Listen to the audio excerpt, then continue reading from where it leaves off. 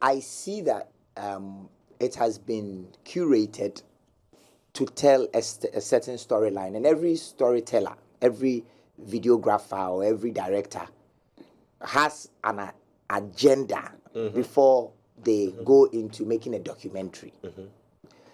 Therefore, whichever agenda BBC had was the guiding principles of the type of people they selected and of the type of hero or heroes they decided to project. So I see is that they have curated the whole video or documentary to project Reggie Rockstone.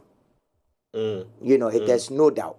And they found younger people who have been influenced by Hiplife and Reggie Rockstone to tell the story from a young person's perspective. I also see a business angle where they take Kwame Eugene Kiddy and young people, manifest, like people who are known outside Ghana, so that when BBC broadcasts, their relevance will be felt wherever Kwame Eugene and Kiddy are felt, from India to Puerto Rico.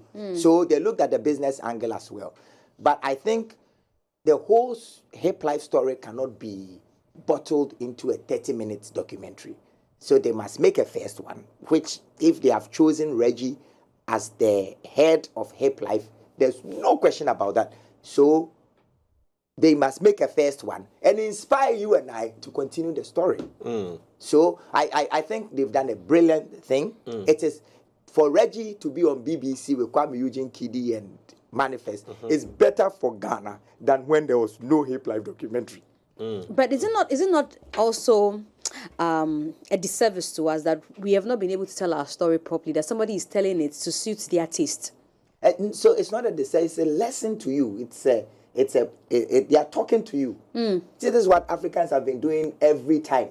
We are waiting for the Hollywood to come and shoot the Tarzan story. And get a white boy swinging in the trees, and then we are complaining. We sit down for them to take the Anansi story and they do Spider-Man, and then we complain. What is stopping us? We have cameras, we have storytellers. What is stopping us from making our own Hiplife documentary? But I want to ask the last one before. Yes, because I was going to say that, haven't we tried in this country? And Ochami, I'm sure that you know that we have. I've been on platforms where they've tried to tell the Hiplife story, and what happened was the fight and the bickering over it is not this person who originated it. I remember very well. Yes, I remember very well when I used to be at the multimedia group that Hit FM took upon itself to tell the story. I remember the Dusty, and they said, "Oh, don't give it to Reggie. Zap has to be involved. This person has to be involved. We can't give the credit to this person." At a point, it was so much of a confusion that even we, those who were trying to follow the story, had distorted, information. So it didn't make any. But that is natural. See, when I show you my hand, if I show you the back of my hand, you can only see the back of my hand. You don't see the palm. Yes. So I am looking at Hiplife from Kumasi. 4 hours drive away from Accra, and what Native Phone Cloths are doing, what Reggie is doing, what everyone else is doing. I didn't see it. And same way, people in Accra did not see what we were doing in Kumasi. I started rapping in 1991. I'd done 3 raps 5 years before Reggie released his thing. But I didn't call it Hiplife. Okay. Therefore, we need to, if he called it Hiplife, we need to give him that. I don't think we need to fight over who gave the nomenclature. The issue is that storytellers in Kumasi must tell the Hiplife story from Kumasi. People, it might be told about myself, Lord Kenya, and everybody else, like Kaboom, and we need to tell that story. People in Takoradi must tell the story with Sasquad, TH for Kwajis, ending up with Kofi Kinata. And then people in Accra must tell the Tema. People must tell the story.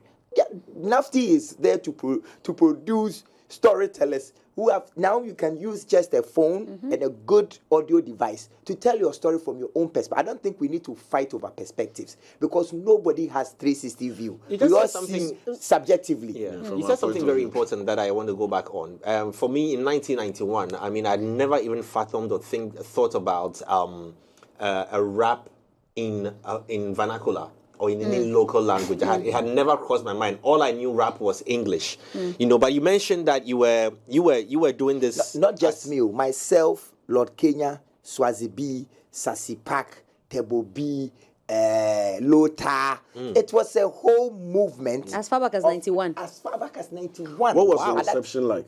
It was a thing. That is why when Hiplife became popular, Kumasi took over because we had been rehearsing. Okay. Where were you practicing this, or where were you doing it? Is it schools or in schools? Okay. So in 1991, I completed my O levels in 93. So in 1991, I was in Form 4, and so I was representing. I was in the same class with Lord Kenya. I was representing my school, Kumasi Anglican, and then people from Konongo, Dumasi, that's where Swazi B was. Okay. People from Prempeh, we will meet at the Golden Tulip at what's called City Hotel, at least once every month for a rap battle. Wow. Yes. Okay. Yeah. You know, for a rap battle. And so, and I know that different things were going on in Accra. The other big boys in East Legon, Kwekuti, and all that, they're also doing their thing. And they released their songs way back 2 years before Hiplife. But they didn't call it Hiplife. We didn't call it Hiplife. I remember Ochami Kofi in 1994, when we decided to become musicians, we were calling our music Afme Osibi or Rap Osibi. Wow. What was that? Because we were taking inspiration from Osibisa and trying to add rap to it. So if we had broken out first and we had developed the concept of rap Osibi, would it be fair for someone to come from Tema to come and say that they created it? No. If Reggie and Abraham Ohinijan and Zap Mallet and Raps and all those people created Hiplife, we need to give it to them. I don't think then we need to fight over the all of us must come to a point that every human being is not God. We all see subjectively. No one sees objectively. You can't have 360. Therefore, however someone tells a story, that is their way of expressing it. We shouldn't fight over how BBC is selling a BBC agenda. You think BBC cares about Ghana? They don't.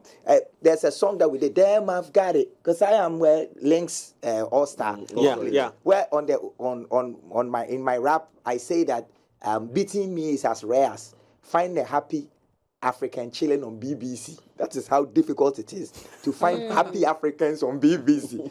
You know, so they tell their story their way. They tell the story the British way, so that they will sell the British story. Why are we here in Ghana fighting over it?